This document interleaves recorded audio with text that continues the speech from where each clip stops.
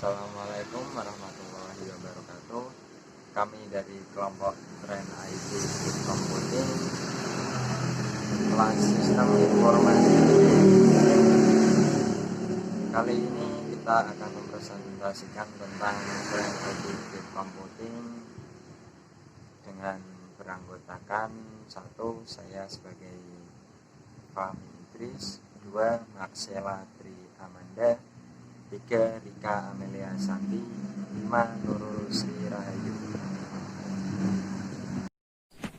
Pengertian grid computing.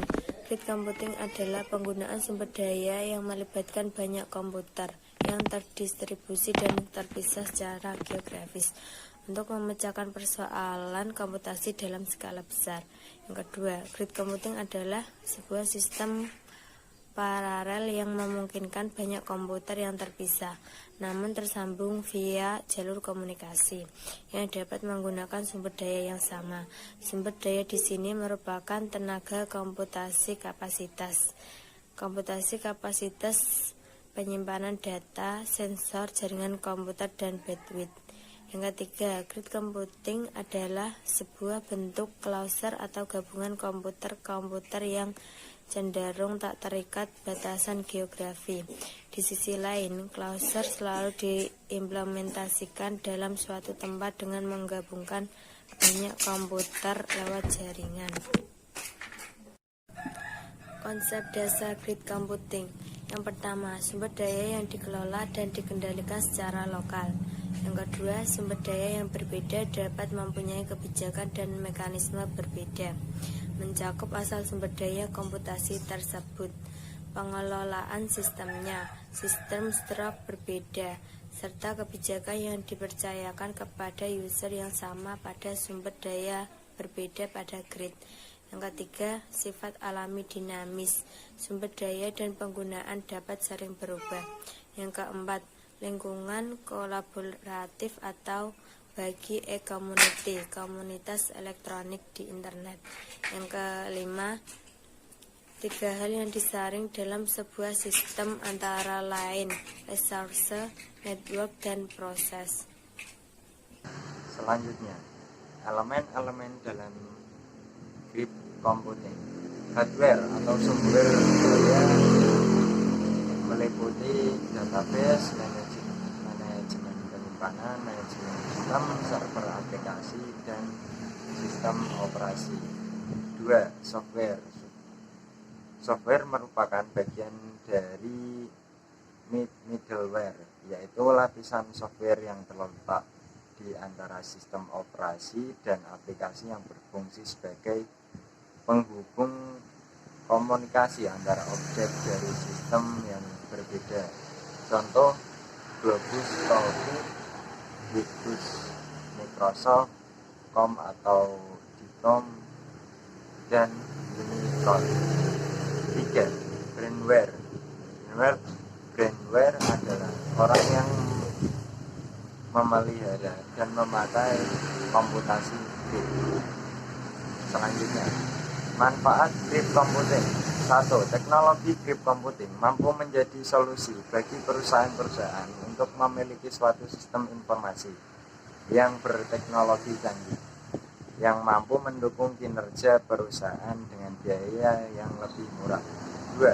Untuk mendukung kinerja perusahaan, teknologi grid computing membuka peluang bagi kerjasama instansi organisasi lintas benua dan lintas bangsa. Selain itu, terbuka pula peluang untuk melakukan komputasi yang rumit dan menggunakan superkomputer yang canggih tanpa harus melakukan investasi besar-besaran dalam bidang teknologi informasi.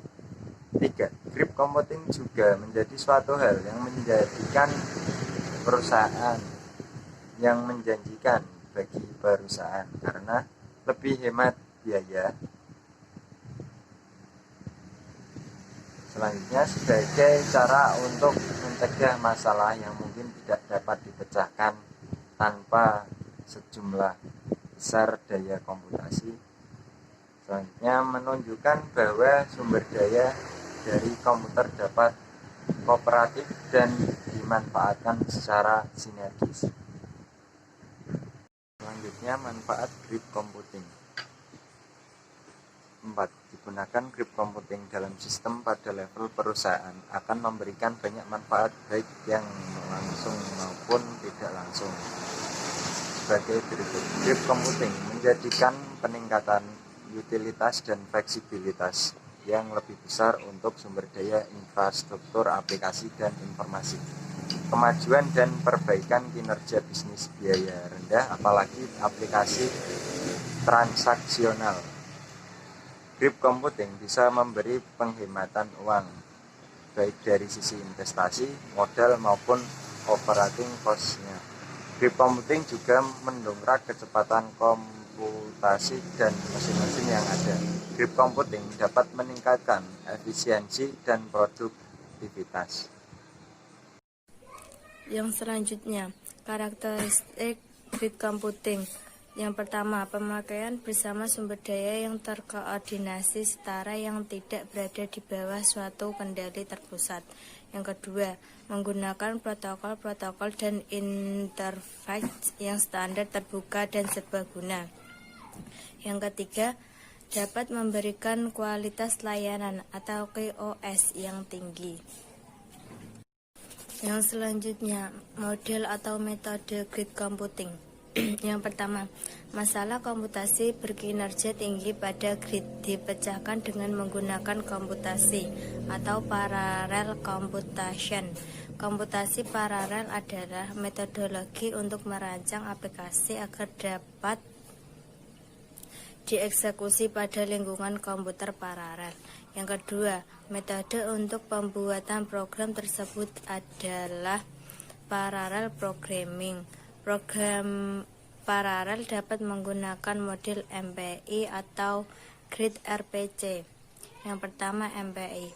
MPI adalah teknik pemrograman yang berdasarkan data paralel dengan single program multiple data atau SPMD. Yang kedua, grid RPC. Grid RPC adalah teknik pemrograman yang berdasarkan teks paralel dengan model client server. Contoh penerapan grid computing. A. Scientific simulation. Komputasi grid diimplementasikan di bidang fisika, kimia, dan biologi untuk melakukan simulasi terhadap proses yang kompleks. B. Medical image. Penggunaan data grid dan komputasi grid untuk menyimpan medical image, contohnya adalah E-Diamond Project. C. Computer-aided drug discovery, yaitu komputasi grid digunakan untuk membantu penemuan obat. Salah satu contohnya adalah molecular modeling laboratory. D. Big Science adalah data grid dan komputasi grid digunakan untuk membantu proyek laboratorium yang disponsori oleh pemerintah. Contohnya terdapat di desa. E-learning, yaitu komputasi grid membantu membangun infrastruktur untuk memenuhi kebutuhan dalam pertukaran informasi di bidang pendidikan. Contohnya adalah access grid. F. Visualization, yaitu komputasi grid digunakan untuk membantu proses visualisasi perhitungan yang rumit. G. Microprocess design, yaitu komputasi grid membantu untuk mengurangi mikroproses desain sel dan memudahkan desain center untuk membagikan resource lebih efisien. Contohnya ada di Microprocess Design Group at IBM Austin. Kesimpulan, komputasi grid adalah suatu bentuk kluster atau gabungan komputer-komputer yang cenderung tak terikat batasan geografi. Di sisi lain, kluster selalu diimplementasikan dalam satu tempat dengan menggabungkan banyak komputer lewat jaringan. Komputasi grid dapat digunakan untuk tersedianya akses internet atau berbagai pakar sumber daya komputasi dalam negeri secara efektif dan efisien. Berikut beberapa alasannya. 1. Setiap orang melalui jaringan grid dapat berpartisipasi sebagai partner aktif dalam proses pengembangan dan memajukan penelitian dan atau teknologi. Kedua, penggunaan teknologi grid menawarkan kesempatan besar bagi peneliti dan ilmuwan memilih fitur-fitur khusus dari komputasi grid yang paling memenuhi kebutuhannya dan juga menentukan bagaimana diimplementasikan. Yang ketiga, bagi banyak negara, sering terjadi lag dari jaringan, karena itu situs-situs perlu untuk diinterkoneksikan. Yang keempat, bandwidth dapat menjadi faktor yang membatasi. Grid merupakan network demanding infrastruktur. Namun, ada aplikasi-aplikasi yang tidak memerlukan bandwidth besar. Situs periferal atau hanya node pengguna dapat berjalan baik dengan bandwidth terbatas 1 MB. Grid kampus atau metropolitan yang terisolasi dapat menjadi pilihan. Setidaknya ada dua sisi yang mendorong semakin berkembangnya grid computing saat ini. Kebutuhan akan sumber daya komputasi yang besar di berbagai bidang serta adanya sumber daya komputasi yang terbesar. Grid computing menawarkan solusi komputasi yang murah, yaitu dengan memanfaatkan sumber daya yang tersebar dan heterogen serta pengaksesan yang mudah dari mana saja. Dengan adanya lingkungan komputasi grid ini diharapkan mempermudah dan mengoptimalkan eksekusi program-program yang menggunakan pustaka paralel. Konsep dan teknologi yang terkait dengan grid computing antara lain e-science dan grid semantik.